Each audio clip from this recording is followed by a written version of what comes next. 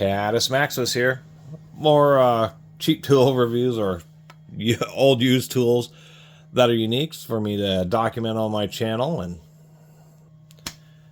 and I get these cheap tools. This basically gives me something to make videos about, and obviously, I don't have can't buy all new Snap-on stuff to make videos about daily. Wish I could. That would be probably be 100 times more than I make now.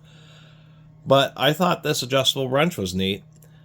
This is a Zubi-Ondo, and I noticed it's not made in China. It's made in Spain, and some people have been mentioning recently about Spanish-made hand tools and that they're actually pretty decent.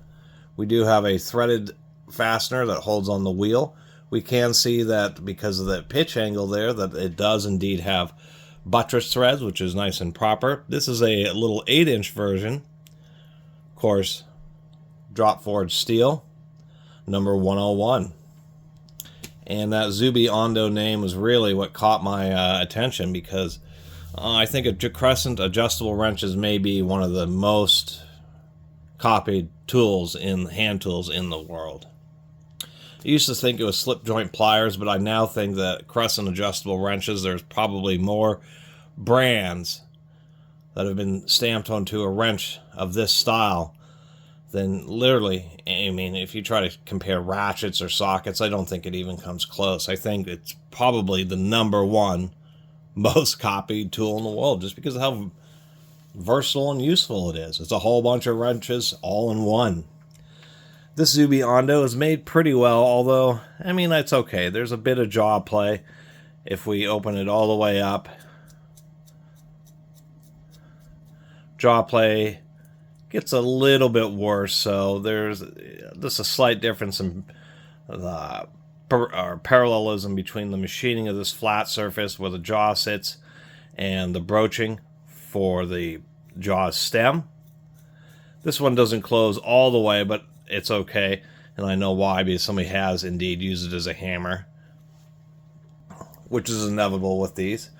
One thing I was noticing on this is it's ground pretty symmetrically, maybe not perfect, but still pretty good. But one thing I was noticing here is we can see the walls just a little bit thinner on this side than it is on this side. Not by much, but just a touch.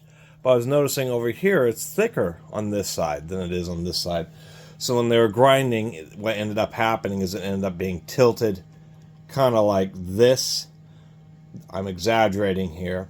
Usually it's just ground too much on one side. If it's not symmetrical, it's just ground too much on one side versus the other. But this one is actually slightly angled, and so it caused that kind of taper action. It's very minimal. The wrench works just fine, but did want to document that I think it's a cool wrench, but I think it was a little bit more budget just because of the lower tolerances. And one thing I was noticing here is that if we look at where the screw engages, it seems that they drilled this hole here just a little bit too low. The screw threads do engage properly, but you can see the teeth aren't going down very deep.